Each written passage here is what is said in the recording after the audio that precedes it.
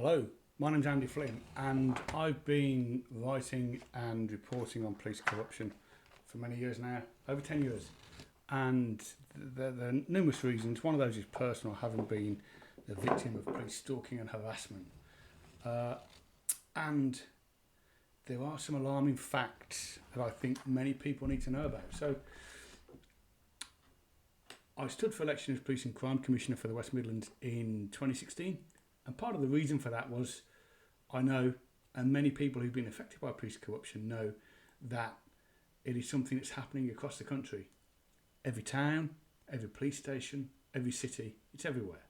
And the narrative in the national news is the police are doing an upstanding job and we should all respect them. And anybody who gets into trouble with the police, it's their fault. And the activity of police illegally collecting information, what these people then say is, well, actually, if you've got nothing to hide, then what are you moaning about? Well, let me tell you what's going on out there. Now, this isn't things that are going on or were going on 10 years ago or 5 years ago. This is happening now. It's happening to normal people who are going about their day-to-day business, trying to earn a living. And let me tell you what's happening. Police are arresting people, compiling a criminal case with the support of the Crown Prosecution Service and Crown Prosecution Lawyers, and taking those cases to court. As you all know, or most people should know as an adult in the UK, if you're arrested by police and you can't afford a solicitor, one is assigned to you. Now, most people believe, I've done nothing wrong, I've got nothing to hide, and that's their attitude, and rightly so.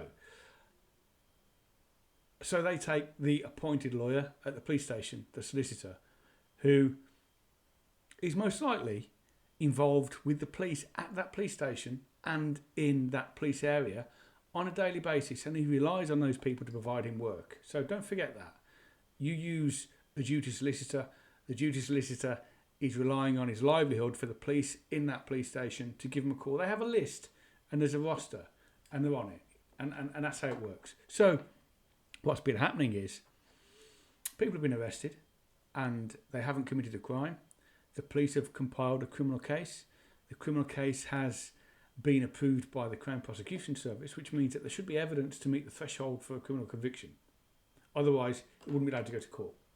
So what happens then is the victim, and by the victim I mean the innocent person who's being criminalised by the police service, he's told by the solicitor, well, actually, if you want a more lenient sentence, the odds are stacked against you, you should plead guilty. And any normal, determined person will actually say, hey, hang on a minute, I didn't do this, I'm not pleading guilty. So what happens then? I've found real live cases in 2023. People have been arrested by police. The criminal case has been put together. They've gone to court. The Crown Prosecution Service has approved the case to go to court. And the person who's accused has pleaded not guilty. And what happened next on several cases is astounding. The police had no evidence to present to the court to say these people were guilty of a crime. So this has gone through the duty sergeant. It's gone through the Crown Prosecution lawyer. It's gone through the defence lawyer, and the case has got to court without the police having any evidence a crime has been committed. The innocent person has then been encouraged to plead guilty by his own duty solicitor for crime he didn't commit. Now, we don't know how many people have actually pleaded guilty and accepted a charge for something they didn't do. But what I do know, with a very, very small amount of research, is there are numerous cases where this is happening. So let me tell you where one of those is. One of those is in West Mercia Police Area. Well, two of them actually. Two in the second quarter of 2023. Now, I didn't look very far. Didn't have to look hard to find these. So there will be many more. And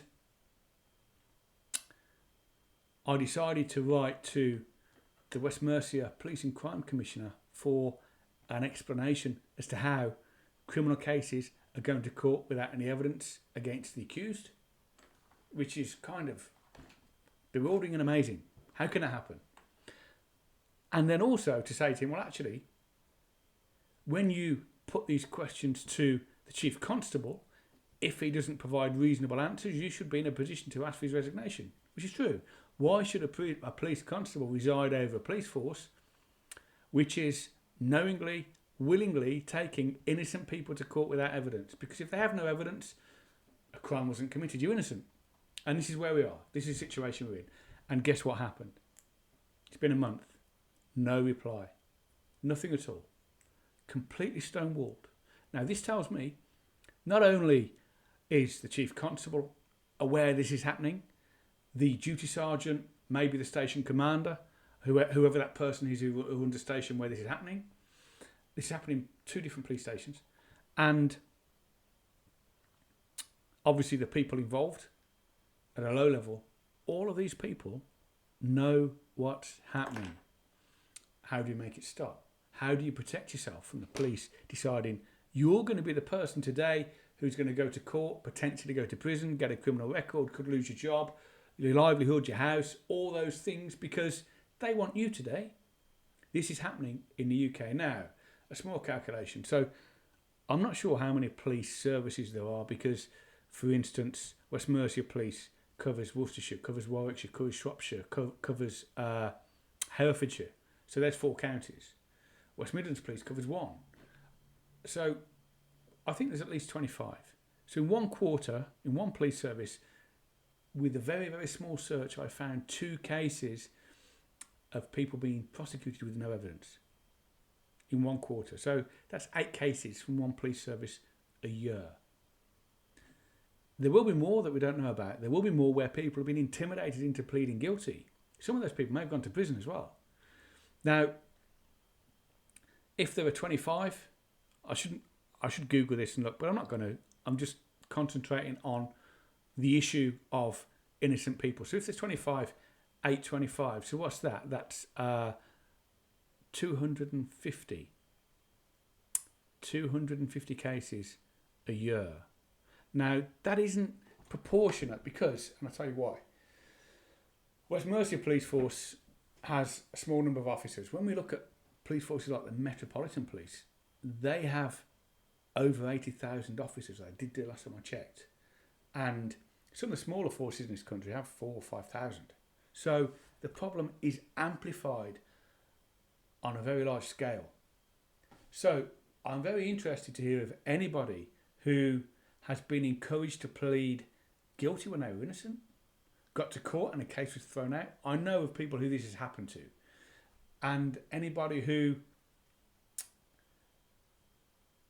went to court for a crime they didn't commit and at the very last minute the case was thrown out of court, the police withdrew charges or whatever reason it was, it didn't happen, you didn't get prosecuted, and the result was, well, the reason was there was no evidence. So my email address is andrew.flynn@netshops.me, and I'll be very pleased to hear from people who this has happened to. Now, there are other things that you may be aware of if you've had some involvement with the police through no fault of your own, or you may not. So we've heard recently in the media about